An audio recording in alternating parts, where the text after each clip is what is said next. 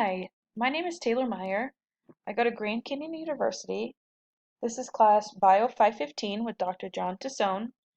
Today is June 8th, 2022, and today I will be giving a presentation over thyroid stimulating and thyroid releasing hormones. So to give an overview of what we'll specifically talk about in this presentation, the first thing that I want to talk about before talking about thyroid stimulating and thyroid releasing hormones are the glands that release these hormones. So we have the hypothalamus and the pituitary gland. Then those glands work together and are connected through an infundibulum, a hypothalamo-hypophyseal tract and portal system. Then we'll talk about thyroid releasing hormone, thyroid stimulating hormone, and other thyroid hormones. After that, we'll talk about negative and positive feedback loops within the thyroid. All right, so to get into that first gland that I was talking about, the hypothalamus along with the pituitary gland, is a main regulator in the endocrine system. So it's not just producing the thyroid stimulating, thyroid releasing hormones, but it's also releasing many different hormones throughout the body. And it controls, and what the hypothalamus controls is homeostasis and hormones. And actually, it controls homeostasis through hormones. And so homeostasis is the internal regulation of the body and its biological systems. So how the hypothalamus maintains homeostasis is by influencing the autonomic nervous system directly and causing the release of hormones that regulate many bodily functions. And so, as stated previously, the hypothalamus works with the pituitary gland.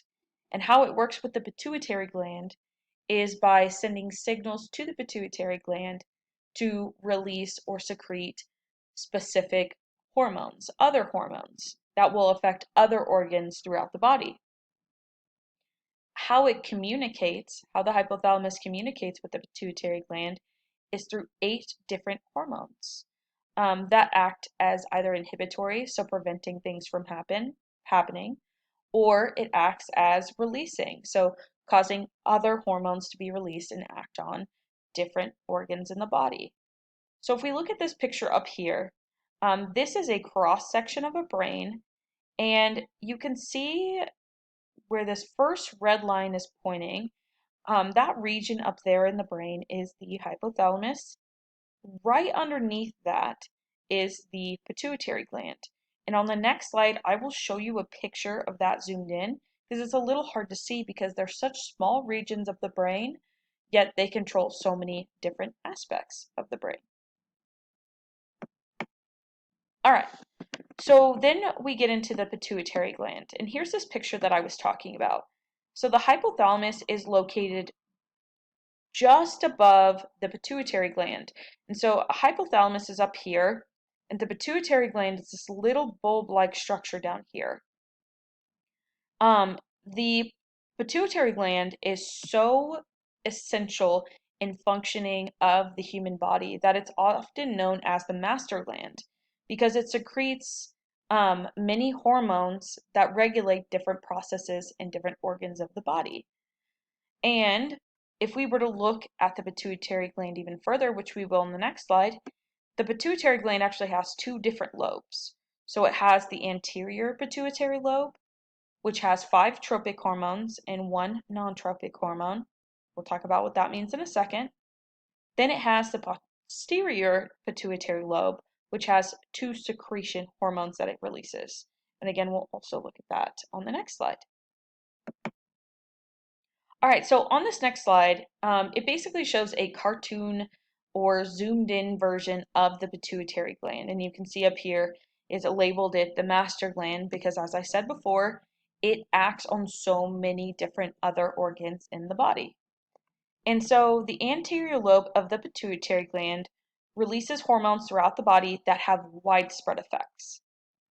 5 of the hormones that are produced in the anterior pituitary are tropic hormones. And so, as I stated previously, there are 5 of these, and they basically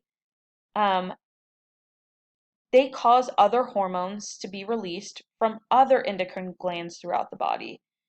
And these 5 hormones include growth hormone that is involved in growth, follicle stimulating hormone that has a role in development and reproduction, luteinizing hormone that regulates reproduction and testosterone, adrenocorticotropic hormone that is involved with stress and fear response, and thyroid stimulating hormone, which is mainly what we'll talk about today, that maintains healthy metabolism.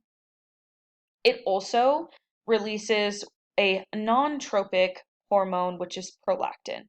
So if we look here, we can see right here, this darker bulb-like structure is the anterior pituitary.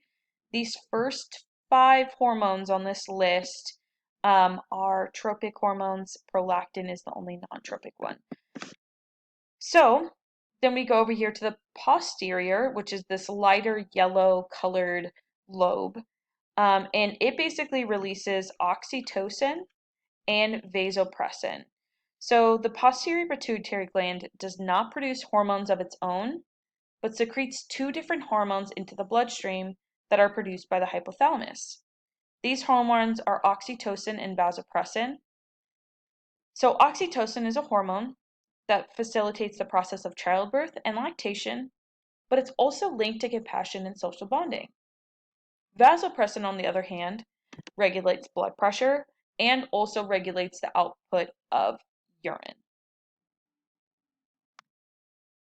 Okay, so how do the hypothalamus and the pituitary gland connect? And the answer to that is the infundibulum. So this infundibulum is the connection between the hypothalamus and the pituitary. As you can see here, up here's the hypothalamus, this is the pituitary gland down here, and it's basically this little connector between the two. And there are nerve and capillary connecting parts within the hypothalamus that run through that infundibulum from the hypothalamus to the pituitary. And one of these is called the hypothalamo-hypophyseal tract, which has nerves that connect the hypothalamus to the posterior pituitary gland. So it would start somewhere up here, and the end connection would be in this posterior pituitary. But then we have the hypothalamo-hypophyseal portal, which are blood vessels that connect the hypothalamus to the anterior pituitary gland. So that would start somewhere up here and would connect to the anterior pituitary lobe or pituitary gland. All right. So now let's talk about thyroid releasing hormone. So thyroid releasing hormone is released from the hypothalamus, and it'll travel through the hypothalamo-hypophyseal portal, so the capillary system that connects the hypothalamus to the pituitary gland. That's what it will travel to down to the pituitary gland. And it's considered, thyroid releasing hormone is considered a hypophysiotropic hormone. And basically what that means is that it's a hormone that's released by the hypothalamus and has effects on the anterior pituitary. So once the thyroid stimulating hormone reaches the pituitary gland, once the thyroid releasing hormone reaches the pituitary gland, it stimulates the formation and secretion of thyroid stimulating hormone. So after thyroid stimulating hormone is released, it triggers hormones in the thyroid to be released. Thyroid releasing hormone, well, it does this indirectly. It is the first message signal in the hormonal control of the thyroid. Okay, so now we get into thyroid stimulating hormone. So when thyroid stimulating hormone reaches cells in the thyroid, it causes the release of 2 thyroid hormones. So again, thinking back, so thyroid releasing hormone is released by the hypothalamus. Once it's released from the hypothalamus, it goes to the anterior pituitary, where then the thyroid stimulating hormone is released.